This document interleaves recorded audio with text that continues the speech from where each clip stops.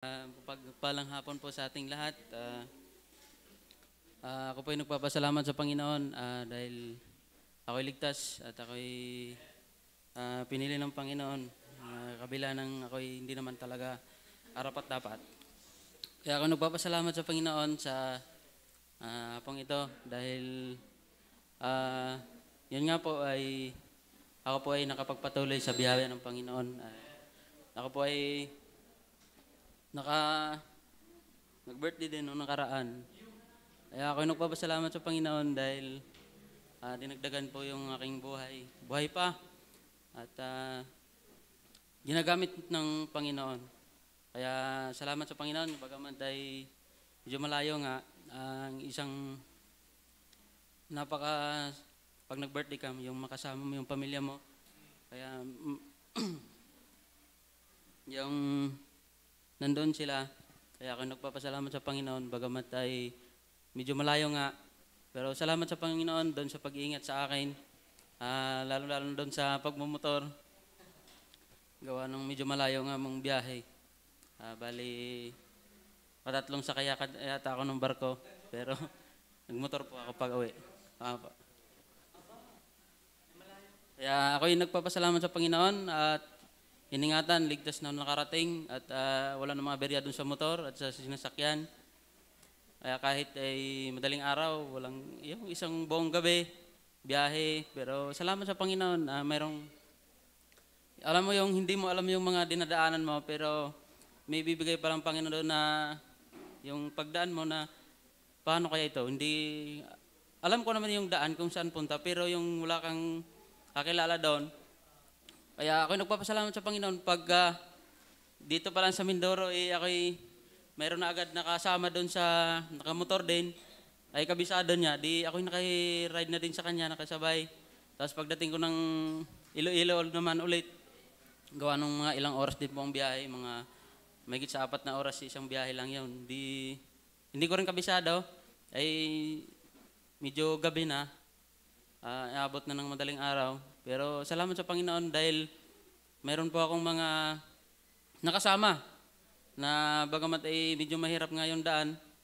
Kaya sabi ko ay salamat sa Panginoon dahil meron palang, kung hindi mo kabisado doong lugar, merong papadalang Panginoon doon na gusto isama mo doon para makarating ng ayos. Kaya salamat sa Panginoon at nakarating doon at ang pinakamasaya ko doon na dahil yung hindi nila alam yun, nung uwi ako doon sa amin, talagang wala nakakaalam doon kahit isa.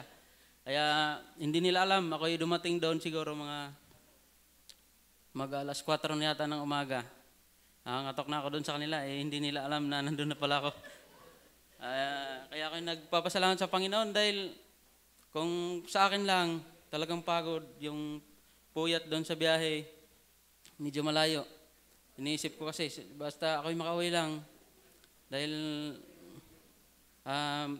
gusto ko ding makauwi dahil yun nga po sa aking pinagdaanan na naka-1 taon na din po yung aking mag-ina. Kaya ako'y, sabi ko makauwi naman doon kahit ganong buwan o araw.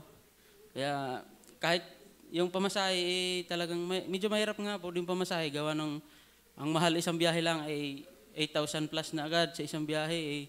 Batangas Tukan lang yan, Katiklan.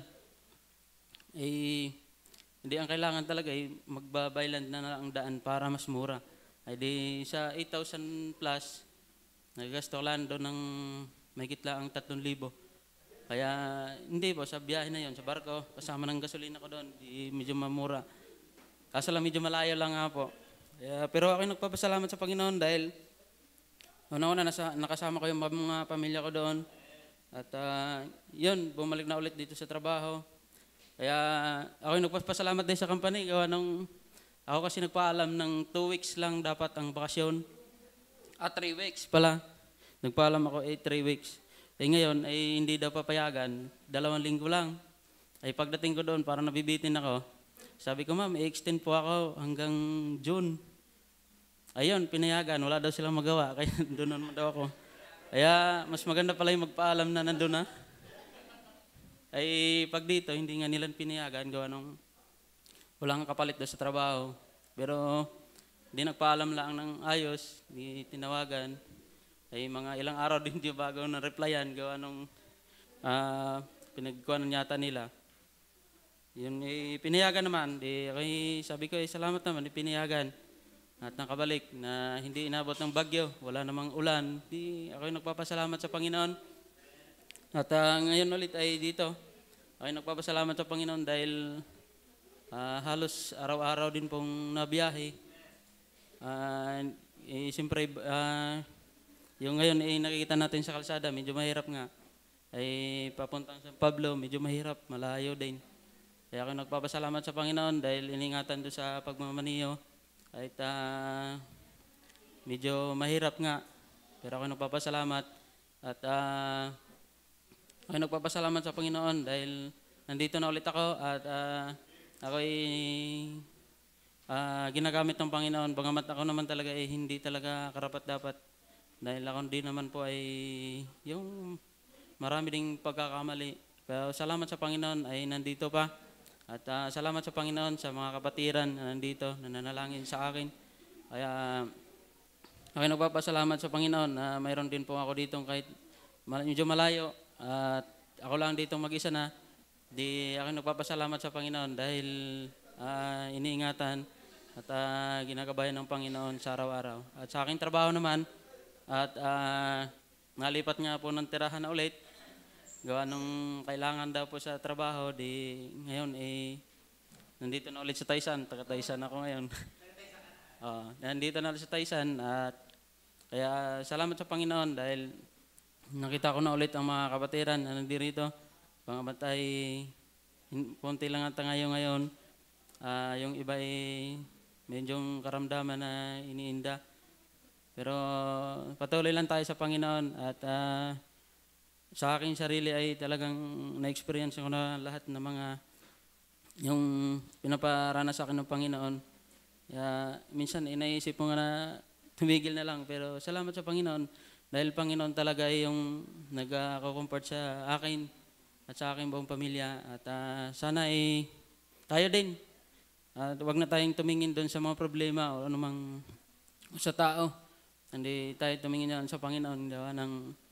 Kung wala talagang Panginoon sa ating buhay, talagang wala. Tayo ay mapahamak lang dito sa mundo. Kaya ako'y nagpapasalamat at nagpupuri sa hapon na ito. Salamat sa Panginoon. Yan lang po.